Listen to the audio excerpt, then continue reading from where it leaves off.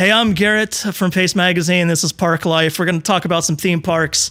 I was going to have a little visual aid again, but I think it got thrown away by our cleaning crew, which if you ever worked at Pace, you would know is a joke because we don't have a cleaning crew.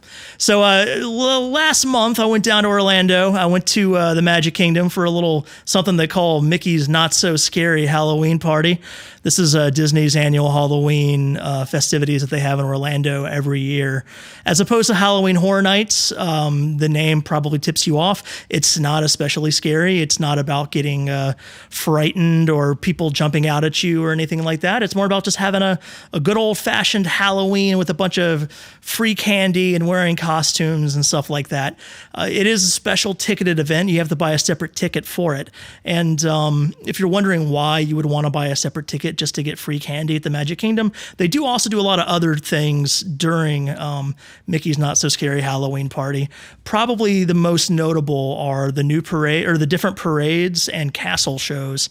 They have the Boo to You parade that runs throughout the park, where you can see a bunch of characters from Haunted Mansion come to life and some of the classic Disney characters wearing their own Halloween costumes.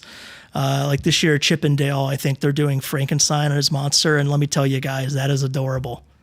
Also, they've got the Castle Show. I actually forget the official name of it this year, but it's they do a lot of projections and lights onto the castle where they have a story with Mickey and his pals going into a haunted house. And they do some really cool effects on the castle. Like at one point, they turn the entire thing so that it looks like this shivering bone castle. It's a tribute to that old skeleton dance, Silly Symphony from the 30s, and it looks really cool. The story itself isn't much, they're just getting scared in this haunted house until eventually they realize that they're fine.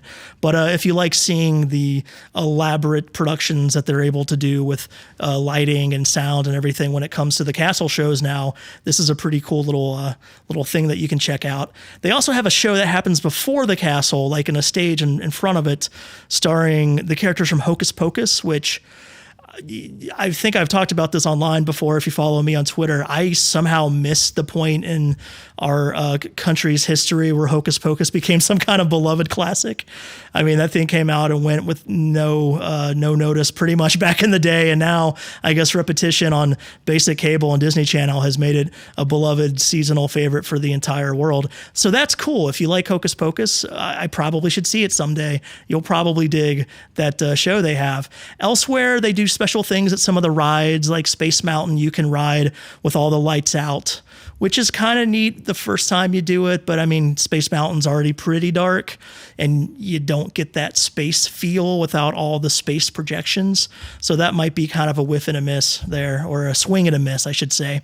But it's still kind of cool once.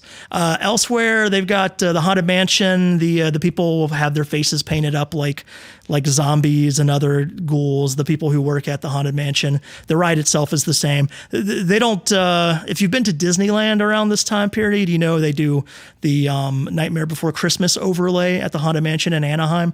They don't do that in Orlando. So if you want to see the classic original Haunted Mansion at Halloween time, you got to go to Orlando to see it. Maybe the biggest difference that they do for a ride, Pirates of the Caribbean actually has live actors throughout, dressed like pirates, engaging in new dialogue, directly talking to the people on the boats,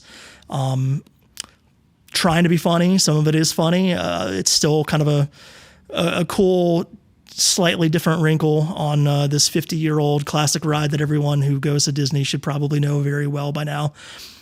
The weirdest thing about Mickey's Not So Scary Halloween Party is where non-Disney pop culture sort of weighs in, sort of horns in on the action here, because like I was walking through Adventureland and I heard Welcome to the Jungle by Guns N' Roses blasting, which is not really a typical Adventureland vibe. It's not really something you experience typically in a Disney park.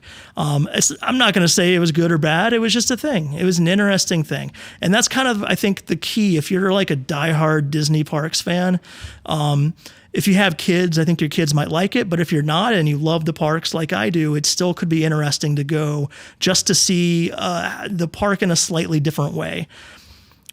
Probably my favorite part about the whole thing is periodically throughout the night, they'll have the Headless Horseman make an appearance and do a few laps around the park. And it's just a cool effect. It looks like he's actually a guy without a head riding a horse, holding on to that flaming pumpkin, all the business you expect from that old Headless Horseman. So Mickey's Not So Scary Halloween Party, it's running at the Magic Kingdom at Disney World in Orlando through November 1st. It's running every Thursday and Friday nights and select other nights throughout the month. You can go to disneyworld.com to find all the details. And starts, I think, around 6 o'clock every night. And it's a fun thing to do if you like Halloween and you like Disney World. Thanks for watching.